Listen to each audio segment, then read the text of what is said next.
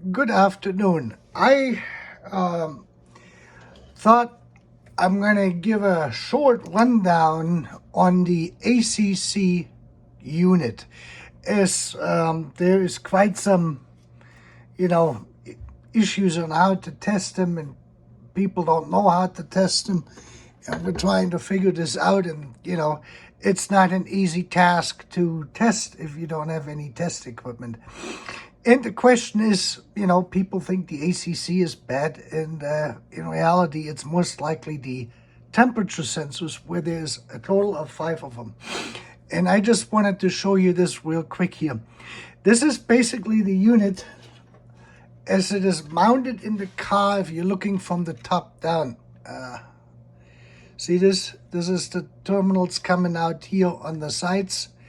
And this is your front, basically. The push buttons are down here from left to right, exactly as if you would look to this.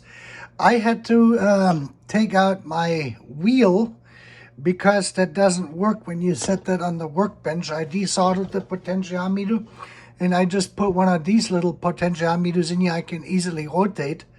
And it is a 5 kilo ohm potentiometer. On the left-hand side, what you have is on the top, on pin number 13 is the plus 12 volt battery supply. On the left, this is pin 14.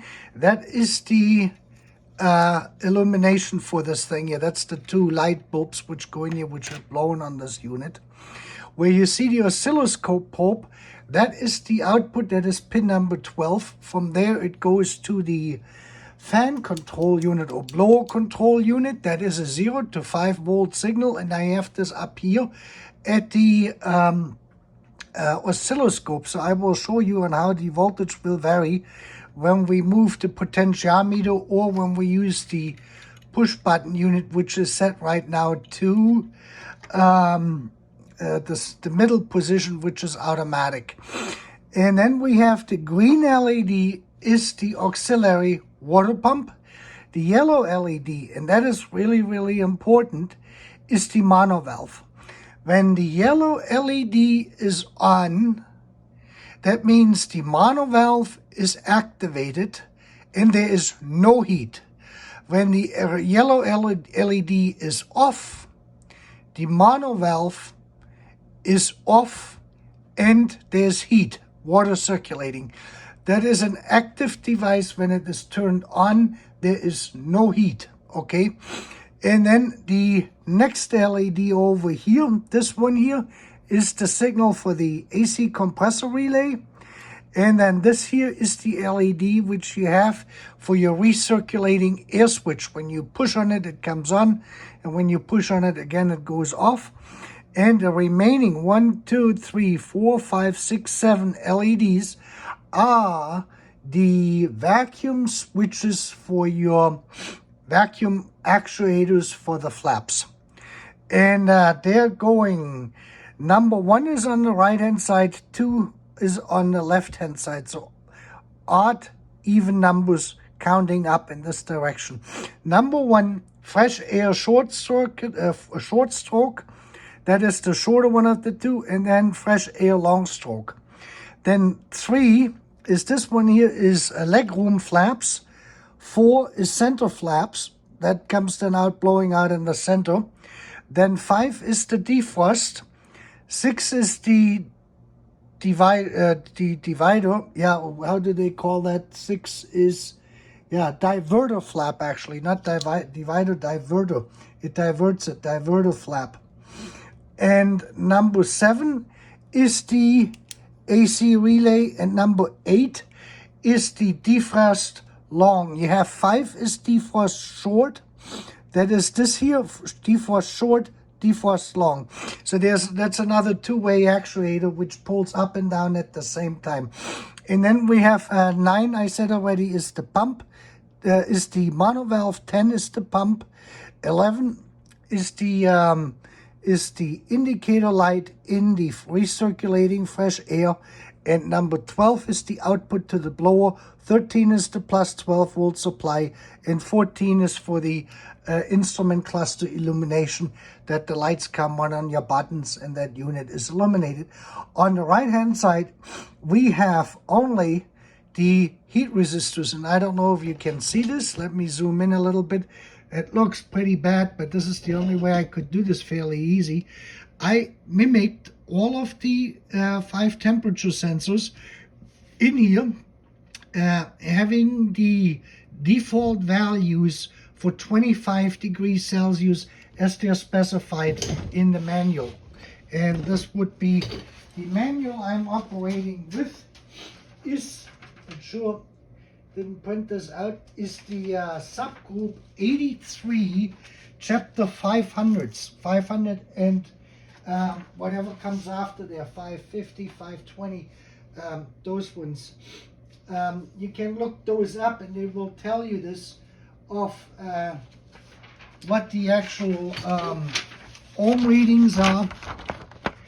Here, I cannot, this is not really, without a cameraman, it's very difficult to do this stuff.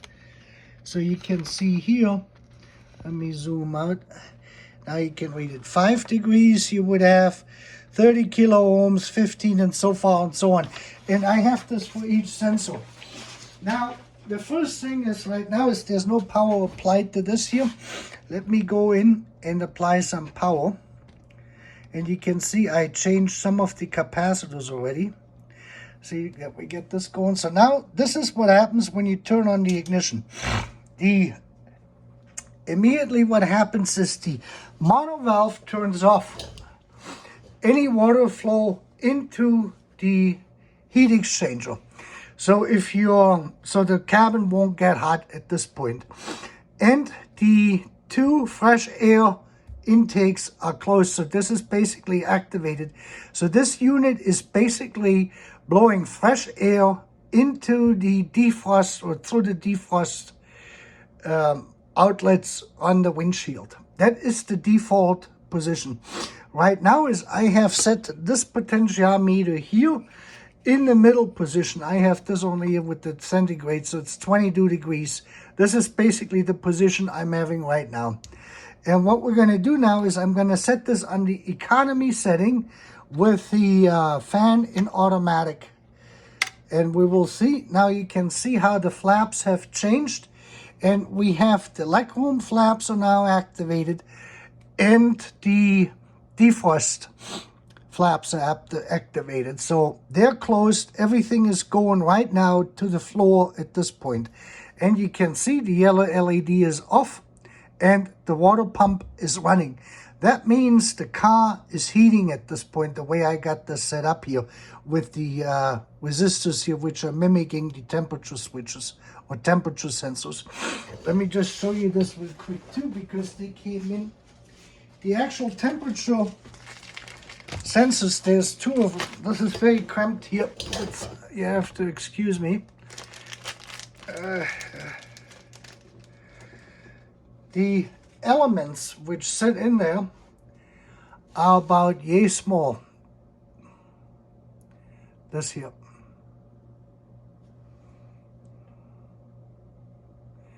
I guess that's as good as we can zoom. This zooming on these iPhones is something else. It has 2 wires on it, and they have a temperature coefficient as NTCs, and I was able to source them for the 10 kilo ohm units. And the 10 kilo ohm units are the in-car temperature, the heater cell temperature, the outside temperature. That's the 3 which utilize this here. And on some cars also the evaporator, but the older models like this one here, this is for an 87, they need a 17 kilo ohm. That is the temperature expressed in kilo ohm at 25 degrees Celsius. And I was able to track them down. They cost $5 a piece. That used to be a 50-cent part. And I had to have it shipped over from the United Kingdom because there is no stock available in the United States. You can see this, they came in here, came in today from Farnell. No stock in the United States. You can use those when you pull out the temperature sensor. You can solder those in and replace them. And when the units become erratic is because this here, the temperature sensors, no longer work right. This is what I can confirm today for sure. So we have this now in the middle setting. Let me just change the temperature a little bit. So we're changing now to the cool side, I believe it is. Yeah. Now I can't, no, that's the hot. But now the fan speed has increased. Let me show you first the fan speed and how the fan actually reacts to this here so you can see this properly. I'm turning the potentiometer back into the middle position to 22F. And you can see this, we're approximately at 3 volts right now. And this is how slow the fan is actually responding. This system is very, very slow to respond to inputs, whether it is from the temperature sensors or from the dials or from the system. So now if I go back here to heat, you can see this is full heat. It comes up here in real time. This is how slow this actually increases. And if I go back in the other direction, now you see I'm going down. Now I'm going to the cold direction. Now actually that's the hot direction. Is that cold or hot? Hot. That's hot, yeah. And you can see this, it's gonna go down and then it's gonna come back up at one point or another. It's gonna go slowly through like in a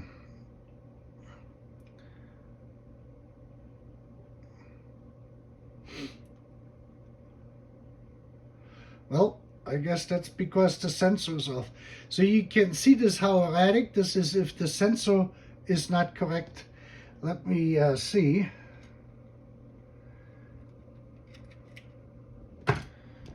Yep, there we go. This is one sensor out and now it comes back on. So this is just a demonstration so you can see is if your temperature sensors are not correct, the unit will not work right. So now I'm back up in both directions. Let me go back here so we can just watch the LEDs to get an idea of how the circuit actually works. So let me go out a little bit further so you can see this. So now the heat is on. When the LED is off, the heat is on, pump is on. So we're now in a full-blown heat cycle. And I can increase the speed here with the push button.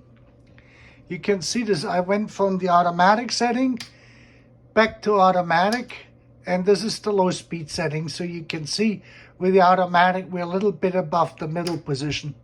Back to automatic, and then full speed when you go to full speed. So this is all working correctly. Now, let's go to the cooling without the air conditioning. So this is right now full heat, and I have this on the leg room and the defrost. So it's coming out on the windshield and on the floor. So now when I go back over here in the other direction, first thing you can see is the water pump is still off. So we still are having heat. And now we have to wait. What you're going to see is this is going to start blinking. And then the blinks are going to get longer and longer and longer until there's no more hot water coming. And just to give you an idea on how slow the system actually responds. We just have to wait. That can take a minute to 2 minutes before this actually goes fully into the, until the monovalve actually closes and doesn't allow any more coolant going into the heater core.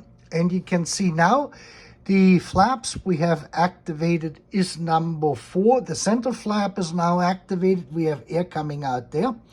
We have the diverter flap is activated. And then the defrost long and defrost short are both on. And the leg is basically disabled at this point. And then let me just see if my temperature sensor is okay here. For the hot water, yeah. See this, if the temperature sensor is not sensed correctly, then it won't shut off. And now you can see this, as long as the light stays on, as less heat you're gonna get in the heater core. And then eventually it will be steady and it's gonna turn off. So the two main critical temperature sensors is the evaporator unit, the temperature sensor in the evaporator, and the temperature sensor in the heater. They have to be absolutely correct. And then the secondary is the in-car temperature sensor, which goes through the what do you call it, that little pump they have on the right hand side in the passenger compartment there in the footwell behind the glove box. And so now we're going to have a pretty soon here steady signal. Let me see if I plug this back in here, if this is gonna, yeah, now it should go stable. So now the heater core has dropped down back to 25 degrees because it is off, and now the light is completely off, and now you can see the water pump also went off. And we're blowing the air through the defrost unit, a defrost short and long. That means through all outlets on the top. And we're blowing them out through the center. This is the way that is supposed to work. And now if I turn this back into the middle position, so now you can see how the flaps, I can actually turn it on this way, where we have now this temporarily only out of the center. And then we can go here, and now we have back the leg room and the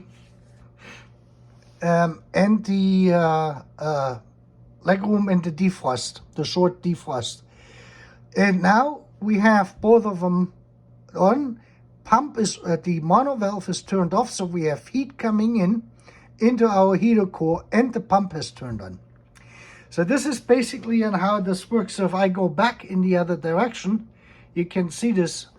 I can go this way or the other way. So this is now back to cold, and we will see then eventually the yellow LED flashing and being constantly on, turning off the heat to the heater core. And let me see if I can switch this now over. I'm going to go in the middle position with my temperature dial here, and I'm going to switch over to the AC control. And now we have it only out of the defrost cycle here. And now I have to, here, this, oops, see this how, I have to just move a little bit on this here, and then everything goes out basically. Let me see. I have to plug in this one here. There's the compressor. This is now the water temperature signal we have to have from your engine. This is the B11.7. And you can see now we're turning off the water pump. It should cool down. Let me see if we can turn it off. Yeah.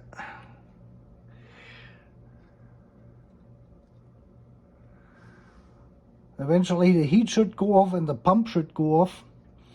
But then my evaporator temperature is not exactly in the position either here. This is, it's a little bit tricky. But this should just give you an idea. Eventually the yellow LED will come on again and turn off the water, the hot water to it. Right now we have both air compressor and hot water with the pump running. And eventually, let me just see.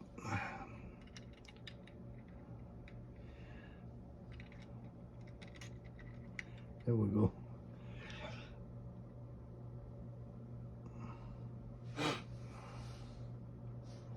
Yeah, that takes a while. That's what I have come to realize. It can take up to 2 or 3 minutes before the unit actually responds. There's a timer circuit built into this. It would be pretty easy to actually build a test unit for the ACC itself and then for all the components in the car. And I'm probably going to do this, and I may offer that for sale at one point in the near-term future. And then we can actually see this on how this works all together, you know. And can show you this real quick, what that looks like when we actually activate the air flap here on this. Let me just see. I need the ground for this here, a ground connection. And then we can turn on that switch. I just started to investigate this today without building a full test fixture. But if you were to build a test fixture, you certainly can, and you can definitely test the whole system out. Let me see if I can get this connected here without tearing the whole thing apart. So you can see this is now fresh air. It has circulated to fresh air, and the LED from the switch has come on, and we're basically in business. My heat has not shut off yet. Let me see if we can shut this off here by removing the, like I said, is if the temperature sensors are not correct with their values, then you're gonna have a heck of a time getting either one turned off or the other one turned on. And that's what we're kind of seeing here at the moment. Let me go in the other direction for heat. So this is what that looks like when you go into the air conditioning mode for heat. And then we go in the other direction. So what we should see eventually is the yellow LED should come on steady, and the green one should come on. Let me see if I can reset this. Yeah, back to default. So the compressor went off, on. Now the compressor is on, and we have the defrost air coming out. Basically, that's the default. We can show this here too in the defrost cycle. And let me see this. Yeah. So as soon as I disconnect one sensor, the compressor basically goes off. See, and now you can see this. Now we have actually, the heat actually is turning off. Let me go back into the cold. Now the heat is turned off. And it will blink a few times.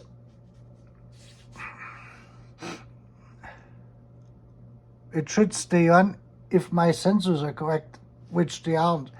Well, anyway, you got the idea.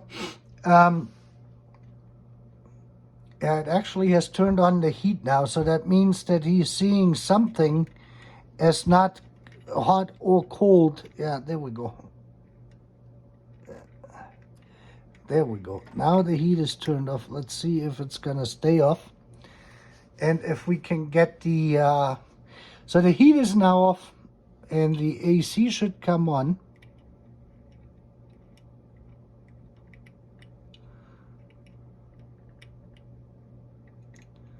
No, now they're both off. And the pump is still running. All right. Well, anyway, I tried it. I gave it a try, and then let's go back here. But I guess you got the idea on how this should work, or roughly on how this actually does work. Like I said, as a test unit would be needed for this. So now we actually have the unit coming on here. And this is basically what this would look like if you had a bad or malfunctioning sensor. Then either it comes on or it doesn't come on, or you know, it can go in any direction. So now we're going into the cooling cycle. Let's go here. Let's see.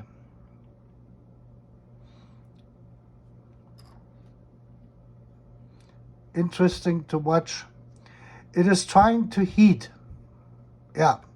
Legroom, we're getting heat into the legroom. No air compressor. So let's go in the other direction for cooling and see. Yeah, here now we're starting to cool down. And now we have to wait and see when the compressor, and if the compressor is going to come on.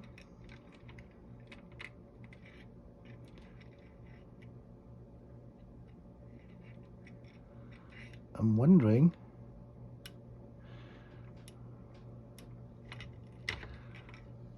if I'm missing a signal here. Yeah. Let's see. The compressor will also be shut off by the evaporator sensor here, and you can see this. That's a little bit tricky to maneuver through with my fake temperature sensors. Yeah. Yeah, there's the compressor. So now the heat is off and the compressor is on. And let me see if I can show you what happens if the compressor, here it is, if the compressor gets too cold, not the compressor, but the, let me see if I can get this over here. Now the compressor is on, compressor is off, compressor is on, compressor is off. Depending on what resistance we have in the coil unit, that is the icing function. So if the resistance is too high, like this one is a 30 kilo ohm, you can see the compressor stays off. So when that NTC reaches 30 kilo ohm, it will turn the compressor off, and now the compressor is back on. And if I'm going to go up with the speed, you can see this. So it didn't work. But you can see on how touchy this is. This is now high speed. This is now automatic, and this is low speed. With the water pump off, now we're in a full cooling cycle, okay? With the water pump off, water pump is off, mono valve is on, meaning no heat, compressor is on, okay? And we have the fresh air intake. The fresh air intake comes in automatically when you first switch to air conditioning, and then eventually these two will go off. And I'm now in the full cool mode with the ACC button here pushed in. That is the full cool mode. But you can see on how tricky this is with these resistors here. There's nothing wrong with the circuit board. It's no shorts in it. Everything is working properly. It just depends exactly on how well and how good the temperature sensors are responding to the different temperatures. When the heater core starts to heat up, and if it doesn't heat up, you have a problem. Or when the sensor goes out, you have a problem. And when the evaporator temperature sensor doesn't work right, besides the in-car temperature sensor as well, that will cause a completely different issue. That's what I got right now at the moment, and I gotta fix this. But I thought I'm going to make this video, and I'm going to post it anyway, even though it is not that great, and this is kind of flimsy here.